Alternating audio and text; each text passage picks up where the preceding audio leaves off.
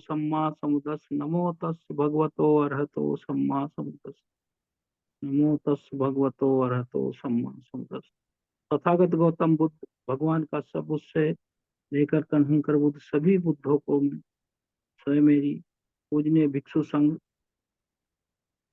हमारे इस प्रोग्राम के गायक, संचालक, वक्तागण, श्रोतागण और सभी जो धम्म बंधु हैं उनकी तरफ से याचना करता हूँ, सबका मंगल हो, सबका कल्याण हो, सब सुखी रहें। सम्मा सती जो था मेरा, ये तो उनका तो मोदक जी का भी इसी पे था। वो 7 भुजंग का पहला का फैक्टर था। दिलीप जी ने पिछली बार कहा था कि 7 एक साथ हो गए तो एक एक करके थोड़ा कहेंगे, तो इस तरह वो आगे अगले अगले को समझाएंगे। आज उनको सती सती पे बोला उन्होंने। उषा जी ने जो 14 कृत संग्रह हैं तो बहुत कठिन हैं, उन पर बड़ी व्याख्या करी है विश्लेषणात्मक, उनको भी बहुत बहुत साधुवाद है। पंत जी ने जो हमारा शुरू में जो शुरू किया, उन्होंने बहुत अच्छा उनका रहता है। शीलवंश पंत जी ने, उनको भी बहुत बहुत साधुवाद है सबकी तरफ से। और मैं सबसे बात कर शुरू करने से पहले सबसे एक जो श्रोतागण है हमारे, उनसे ये भी कहूंगा कि 6 बजे हमारी एक दूसरी मीटिंग है। हमारे जो तीसरे प्रेसिडेंट थे महाबोधि सोसाइटी के, श्यामा प्रसाद मुखर्जी जी, उनका आज जन्म 125वीं जन्म शताब्दी वो है, वर्ष है, एनिवर्सरी है। उससे पहले पहले हमारे प्रेसिडेंट इंडियन थे वो, उनके पिता सरासुतोष मुखर्जी थे। तो उनकी आज 6 बजे आपसे रिक्वेस्ट है उसमें भी उपस्थित रहें तो अच्छा रहेगा। तो ये जो सम्मा सती जो धम्मानुपස්සना का भाग है, इसमें जो एक उदाहरण दिया था कि एक आदमी तेल का कटोरा लेकर चल रहा था और उसने उसको इतना ध्यान से ले गया वो भीड़ से कि उसने छलकने नहीं दिया। यहाँ एक प्रश्न उठता है किसी को, मतलब ये कि उसने उसको छलकने नहीं दिया, तो इसका मतलब क्या है? क्या अंदर की बात बाहर ना छलकने दें, एक प्रश्न उठ सकता है। और अंदर तो हमारे बहुत है कुशल भरे पड़े हुए हैं और उनको पहले इरेडिकेट करना है। जैसे सम्मा व्यायाम में बताया था कि 4 उसके फैक्टर हैं। प्रिवेंट है, कुशल जो अंदर जाने का कोशिश करते हैं उनको वहीं रोक देना है, अंदर ना जाए, चित्त में स्थान ना पाए। दूसरा एबंडन, उनका प्रहाण है, त्याग कर देना है। जो पहले ऑलरेडी सदियों से कब से पड़े हैं हमारे अंदर, जिनका बाहुल्य है, प्रीपोंडरेंस है हमारे अंदर। तीसरा बताया था तब ये भावना कल्टीवेट या डेवलप करना, अच्छे विचारों की भावना की जाए, विपස්සना करते हैं और उनको कल्टीवेट किया जाए। जैसे 10 पारमिताएं हैं, शील, समाधि, प्रज्ञा है, और करुणा, मैत्री, मुदिता, पक्खा है। इस तरह के उसकी डेवलप किए जाएं। और जो पहले से सबके अंदर अच्छे विचार भी हैं, ऐसा नहीं है कि खराब ही खराब है। ऐसा तो हो ही नहीं सकता कि 100% किसी के अंदर एक ही जैसे विचार हैं। ऐसा तो सम्यक संबुद्ध ही हो सकता है और या अर्हत ही हो सकता है कि जिसके अंदर एक ही तरह के विचार हों और सारे अकुशल निकल गए हों। उस स्टेज को हम अचीव करने की कोशिश कर रहे हैं। तो इसमें क्या था कि वो छलकने नहीं दिया एक भी उसने बूंद उसका बाहर। यहाँ मुझे इसका थोड़ा सा इसकी व्याख्या ये करनी है कि हमारे जितने 6 इंद्रियां हैं, भगवान बुद्ध ने इनको कहा है कि ये एक ऐसी नाव है, बॉडी एक ऐसी बोट है ये, कि जिसमें 6 छेद हैं और हर एक छेद पर एक इंद्री सेंस ऑर्गन है। ये सोच लीजिए आप कि वहां एक वो है और इन 6 जो सेंस ऑर्गन है, इनके रिस्पेक्टिव बाहर 6 सेंस ऑब्जेक्ट है। आलंबन जिसको कहते हैं, बाहर जिसको जिसपे जिसके सहारे से ये काम करता है हमारा चित्त। अगर बाहर के 6 सेंस ऑब्जेक्ट ना हो इस लोक में, अरे ऐसा संभव नहीं है, लेकिन फिर भी मैं कह रहा हूँ ये इम्पॉसिबल बात है, लेकिन फिर भी मैं उदाहरण देने के लिए कह रहा हूँ। अगर हमारे 6 इंद्रियां हों जो हैं, और बाहर इनके रिस्पेक्टिव सेंस ऑब्जेक्ट नहीं हो, इसका क्या मतलब? इसका मतलब ये होगा कि हमारी इंद्रियों के पास जो उनकी डाइट है, जो बाहर से ग्रहण करती, चक्षु रूप ग्रहण करता है भिन्न भिन्न प्रकार का हर तरह से, और कान जो ध्वनि को ग्रहण करता है, और जो हमारा नाक है किसी गंध को ग्रहण करता है, दुर्गंध को ग्रहण करता है। इसी तरह हमारी जिह्वा है और स्वाद को ग्रहण करती है, कैसा भी हो। तो और हमारा जो स्पर्श है बॉडी, और विचार है माइंड में, अगर ऐसा हो कि कहीं बाहर सेंस ऑब्जेक्ट ना हो, तो क्या हमारी इंद्रियां काम कर पाएंगी? नहीं कर पाएंगी, क्योंकि ये लोक है। इसमें ये इंद्रियों का स्वभाव ही है। और उनकी बहुत गहरी बात कह रहा है, उसको ध्यान से सुनिए। हमारी 6 इंद्रियों का स्वभाव ही है ये, कि वो बाहर की डाइट पे जिंदा है। रूप को देख के हमारा फिर क्या बनता है? चक्षु विज्ञान बनता है। जब हम हमारे चक्षु और रूप, इन दोनों के सहारे से चक्षु विज्ञान बनता है, और तीनों के सहारे से चक्षु स्पर्श बनता है, और चक्षु स्पर्श से फिर वेदना बन जाती है। फिर वेदना से पाने की जो चीज हम देखते हैं, फिर वहीं से तृष्णा जन्म ले लेती है। तो सम्मा सती का जो हमारा जो है, जो गेट वे कहूंगा मैं, जो गेट वे है, वो आप इसे स्पर्श समझिए। जो प्रतीत्य समुत्पाद की छठी कड़ी है, तो उसको समझिए कि ये हमारा द्वार है। ये नरक द्वार भी है, स्वर्ग द्वार भी है। अगर हम उसे किसी भी रूप को देख के, या किसी भी ध्वनि को देख के, या किसी भी गंध को या स्वाद को या स्पर्श को, या कोई बुरे विचारों को आनंदित जो करते हैं बुरे विचार, उनको देख कर अगर हम अनडिजायरेबल की तरफ फंस गए, तो वहां तो मैं उसे नरक द्वार कह रहा हूं।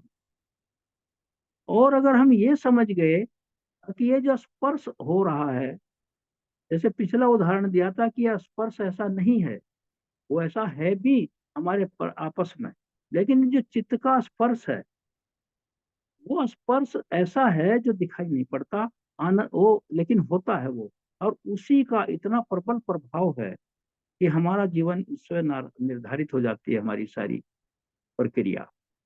जैसे वो नींबू वाला उदाहरण दिया था कि नींबू चाट रहा, चूस रहा कोई, और मेरे मुंह में पानी आ जाए। किसी चीज को देख कर जो है, तो वहां सम्मा सती ही एक हथियार है। सम्मा सती वहां आपको ये बताएगी कि ये रास्ता ठीक नहीं है। वहां सम्मा सती का रोल आता है। सम्मा सती, वहां सती नहीं, सम्मा सती, राइट माइंडफुलनेस।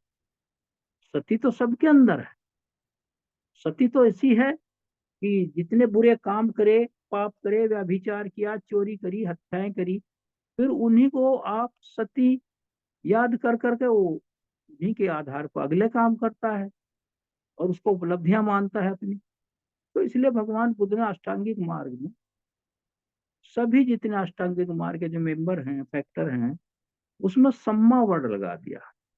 राइट मतलब कुशल, प्योर, ये चीज है। तो सती जो है हमारी यहाँ जो है, ये 6 ये जो बाहर की जो 6 सेंस ऑब्जेक्ट हैं, इनके जो हम रू जब इनको देखते हैं, सुनते हैं, चखते हैं और उसका स्पर्श करते हैं, तो इनका जो नेगेटिव साइड है उसको अंदर नहीं आने देना। यहाँ आपको वहां कटोरे से उसने बाहर नहीं छलकने दिया तेल, एक तो उसी पर ध्यान रखा उसने। लेकिन यहाँ तो हमारा जो अंदर हमारी है, मैक्सिमम तो नेगेटिव है ना, और उसमें हम बाहर से प्रिवेंट करना है कि और ना बढ़े वो नेगेटिविटी। ये कहना चाह रहा कि 6 द्वारों से और ना बढ़े। भगवान बुद्ध ने से कहा भी, संज्ञा भी दी है कि 6 गांव बसे हुए हैं। तो 6 इंद्रियां हैं हमारी, सेंस ऑर्गन, ज्ञानेन्द्रियां, जो इनको फिर जाकर एक कुशल तरीके से काम करती हैं तो ज्ञानेन्द्रियों की श्रेणी में आ जाती हैं, नहीं तो फिर पथक जन की श्रेणी में आ जाती हैं। तो उसमें हम, उन्होंने कहा 6 गांव बसे हुए हैं, और ये जो 6 हमारे आलंबन है बाहर, सेंस ऑब्जेक्ट है, ये 6 लुटेरे हैं जो अंदर घुसकर हमारी प्रज्ञा को नष्ट करते हैं। कितना अच्छा भगवान बुद्ध ने कहा।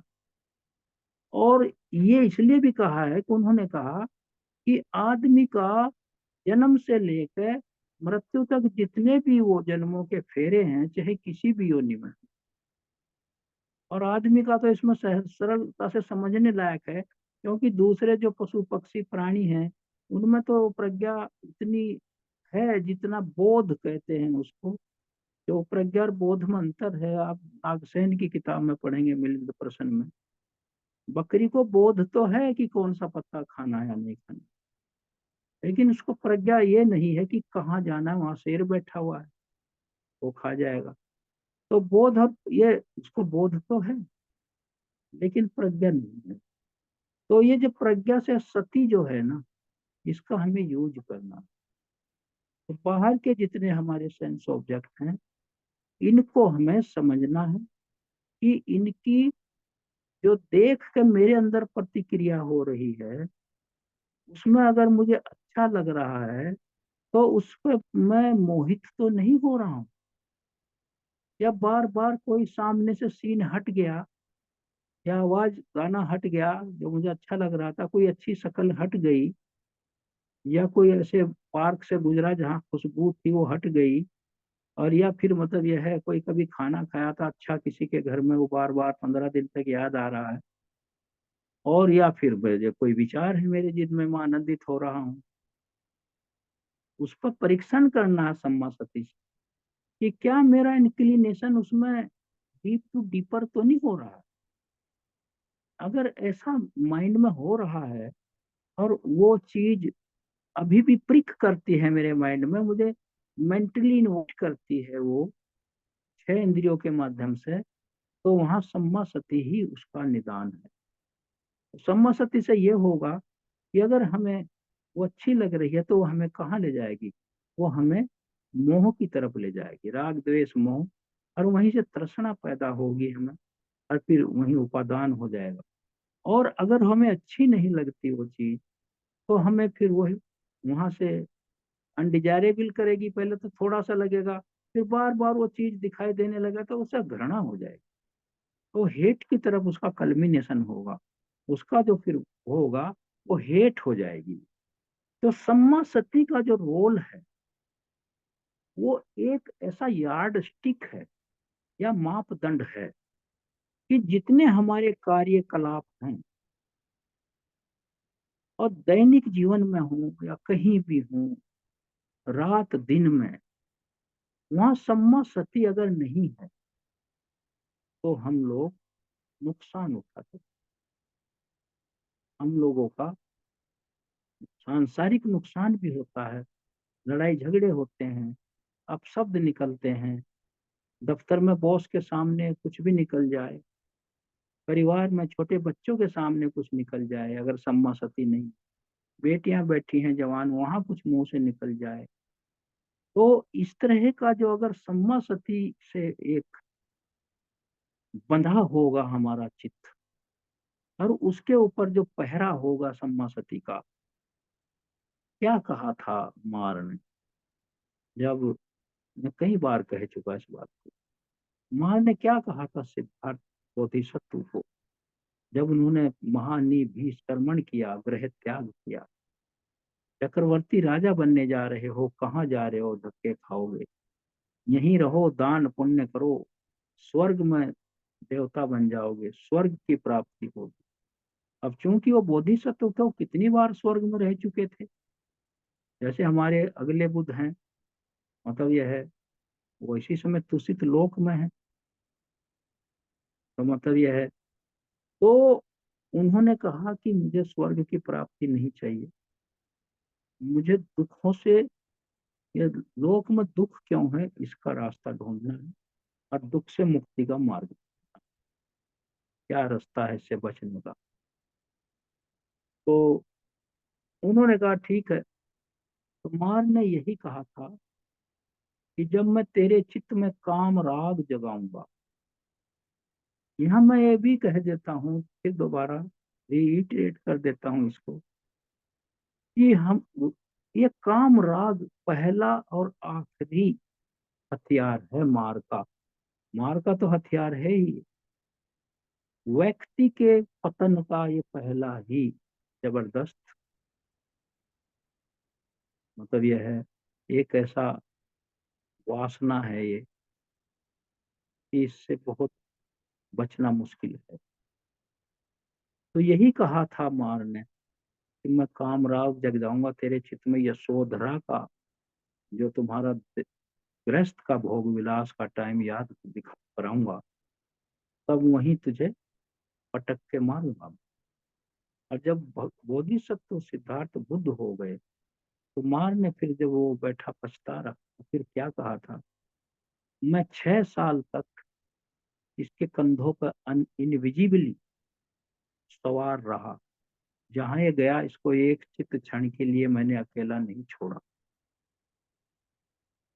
लेकिन 6 साल के अंदर मैं एक क्षुद्र क्षण, एक क्षण होता है, एक उसके 3 सब मोमेंट होते हैं, एराइजिंग, स्टेइंग, डिजोल्विंग, उत्पन्न होना, ठहरना और भंग होना। मैं एक क्षण तो दूर, एक चित क्षण के क्षुद्र क्षण, सब मोमेंट में भी सिद्धार्थ बोधिसत्व के मन में काम राग नहीं जगा पाया। तो इसे कहते हैं सम्मा सती। यह है सम्मा सती। सम्मा सती चाहे स्टूडेंट हो, चाहे कोई फिलोसफर हो, या कोई प्रोफेसर हो, या घर में गृहिणी हो, या व्यापारी हो, अगर वो सम्मा सती से काम करेगा, तो उसे ना तो नुकसान होगा और ना उसका कोई बुरा होगा। तो सम्मा सती जो है, ये जो बाहर के जो 6 आलंबन है, अंदर से जो कटोरे में उसने छलकने नहीं दिया, कटोरे के जो ब्रिम वो था ऊपर तक, वो तो एक ऐसा उदाहरण था कि उसने वो भी सम्मा सती ही थी। वो तो इसलिए थी कि उसको तलवार लेके पीछे चल रहा था, और हमारी भी तलवार लेके मार पीछे खड़ा, ऐसा नहीं। कितने बड़े बड़े लोग जेल में हैं कामराग के चक्कर में, किसी का नाम लेने की जरूरत नहीं। रोज घटनाएं घट रही, विभत्स घटनाएं घट रही। ये क्यों घट रही है? सम्मा सती नहीं है, चरित्र नहीं, वहां तो खैर सील ही नहीं, सती क्या हो। तो हम तो अपने यहाँ धम्म सभा के भाई जो हमारे कल्याण मित्र हैं उनसे बात कर रहा हूँ। तो सम्मा सती का जो 24 घंटे गार्जियनशिप है चित्त पर, तो अगर देखा जाए, अष्टांगिक मार्ग, 8 जो 8 फोल्ड पाथ है हमारे, इनमें लेकर सम्मा दिट्ठी, सम्मा संकल्प, सम्मा वाचा, सम्मा कम्मा, सम्मा व्यायाम, सम्मा सती, सम्मा समाधि, और वो जो है सब, ये सारे के सारे किससे गाइड होते हैं? ये सम्मा सती से ही तो गाइड होते हैं। अगर सम्यक नहीं होगी हर एक फैक्टर के बारे में, और सम्यक व्यायाम नहीं होगा, तो कैसे हम अचीव करेंगे? ये तो हर जगह डिजायरेबल है, हमारे साधारण जीवन में भी डिजायरेबल है। ये तो आम जीवन में जो बुद्धिज्म में नहीं है, वो किसी भी धर्म का आदमी हो। इसीलिए तो भगवान बुद्ध का धर्म धर्म नहीं, ये वे ऑफ लाइफ है, ये एक गाइडलाइन है, ये मापदंड है सुखी जीवन जीने का और दुखों का अंत है। ये धर्म नहीं है, ये धम्म है, ये टीचिंग है, ये शिक्षा है। उन्होंने कहा, मैं मुक्तिदाता नहीं हूं, मैं गाइड हूँ, शिक्षक हूँ, रास्ता बता सकता हूँ। चलना आपको है, अगर आप चलेंगे, मुझसे मिलने की जरूरत नहीं है। यहाँ दर्शन की व्यवस्था नहीं है कि बुद्ध के दर्शन कर लो और मुक्त हो जाएंगे। यहाँ प्रार्थना की भी आवश्यकता नहीं, यहाँ आशीर्वाद का भी कोई प्रोविजन नहीं है कि आशीर्वाद दे दूं या कोई भिक्षु दे दे। तो संभव नहीं आशीर्वाद से कोई मुक्ति। कल्याण मित्र हो सकते हैं, वो किसी के सुख की कामना करते हैं, जैसे मैं शुरू में करता हूँ, सब करते हैं, लेकिन उसके तब लाभ तभी होगा जब जिसके लिए कामना की जा रही है वो सम्मा सती हो वहां, और उसका शील समाधि प्रज्ञा युक्त हो। वो तो उसका अपना ही तो गुण काम करेगा। मेरे आशीर्वाद या किसी भिक्षु का या भगवान बुद्ध का आशीर्वाद क्या करेगा? तो ये बात है सम्मा सती की।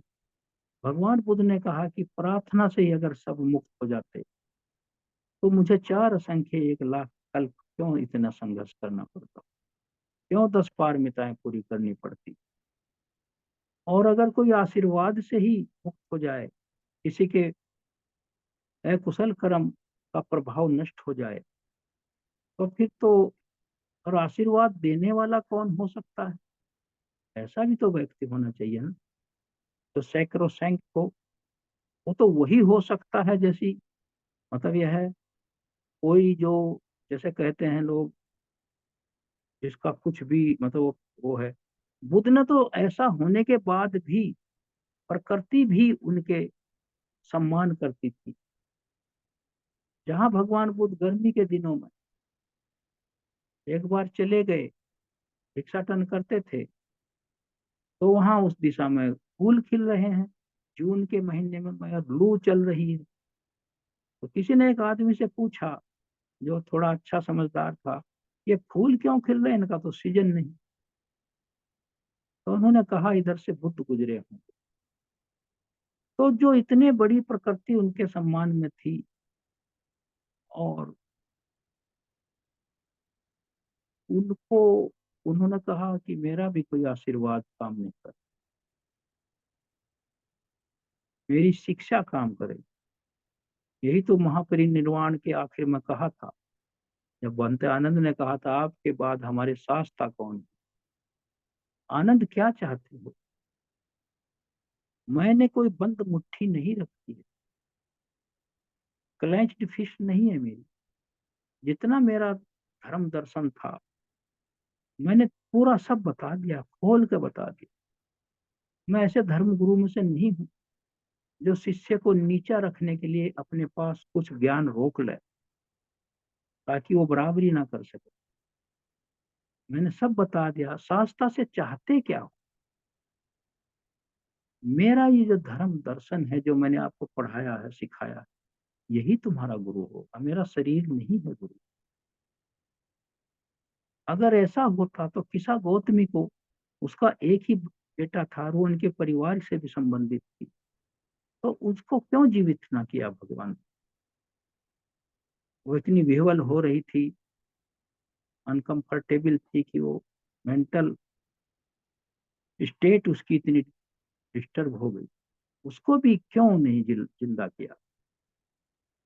और ऐसा, वो तो एक ऐसा उदाहरण है त्रिपिटक में, कि बिना परवचन दिए संसार का रहस्य समझा दिया। ऐसे घर से सरसों के दाने लाओ जहां किसी की मौत ना हुई। तो भगवान बुद्ध के जो सम्मा सती जो है, अगर हम इसको बनाए रखें, ये, लेकिन इसमें चित्त पर ध्यान रखना पड़ेगा। बोलने से पहले सोचना पड़ेगा, कुछ करने से पहले सोचना पड़ेगा। भाषण देते समय क्यों फंस जाते हैं बड़े बड़े लोग, फिर कहते हैं मैंने तो कहानी इसे गलत दृष्टिकोण से पढ़ा जा रहा या सुना जा रहा। कितनी सफाइयां देते हैं, नहीं फिर सब सफल होते। स्लिप ऑफ टंग जो है कहते हैं उसको, वो क्यों होती है? क्योंकि सम्मा सती नहीं। और सम्मा सती तो तब होगी जब शील होगा, करुणा मैत्री मुदिता हो। तो ये चीज है सम्मा सती के बारे में। तो हमें इतने हमारे 6 आलंबन हैं, वो हमारे लिए आवश्यक हैं। और हमारी शरीर की डाइट है, उसके बिना लोक नहीं चल सकता, ये शरीर नहीं चल सकता, क्योंकि संज्ञा शून्य हो जाएगा ये शरीर। तो वो तो वैसे ही होगा जैसे डेड बॉडी, या कोई कोमा में चला जाए व्यक्ति। कि 6 इंद्रियां तो हैं, लेकिन वो बाहर रिएक्ट नहीं कर रही हैं जो जो दिखाई दे रहा है। जो कोमा में आदमी जाता है, उसको सुनाई तो सब पड़ता है, दिखाई भी देता, आँख खुली रहती है उसको, तो लेकिन रिएक्ट नहीं करता। तो जब रिएक्ट नहीं करता तो चक्षु या स्रोत विज्ञान पैदा नहीं होता, डिफंक्ट हो जाता है। तो हम लोगों को इस शरीर को या इंद्रियों को निर्वाण कब होगा? जब हमारे कर्मों का विनाश हो जाए। अब आप कहेंगे कर्मों का विनाश क्यों हो जाए, कैसे होगा? अकुशल कर्मों का जब विनाश हो जाएगा, और कुशल अकुशल, और जब हमारी तृष्णाएं समाप्त हो जाएंगी, अविद्या समाप्त हो जाएंगी, तो हमारे जो कर्म है ना, ये क्रिया में बदल जाएगा। और क्रिया में पहले भी कह चुका था कि जितने हमारे कर्म हैं, उनमें जर्मिनल फोर्स है, उनमें आगे उत्पन्न होने की एक नेचुरल यूनिवर्सल फोर्स है। उसे कोई रोक नहीं सकता जब तक मेरे अंदर से सारी वासनाएं या तृष्णाएं, राग द्वेष मोह ना निकल जाए।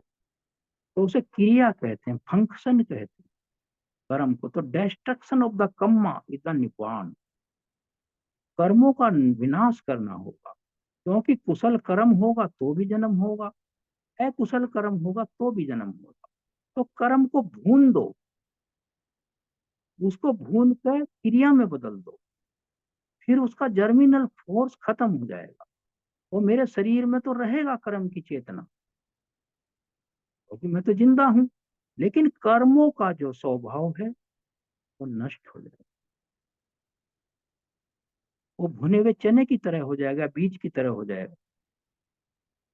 वो कर्म जो हमारे हैं, जो हमारे संस्कार हैं, जो हम काया से, वाणी से, चित्त से करते हैं, उनका पार्चित, इसको पार्चिंग कहते हैं, जिनको भून दो।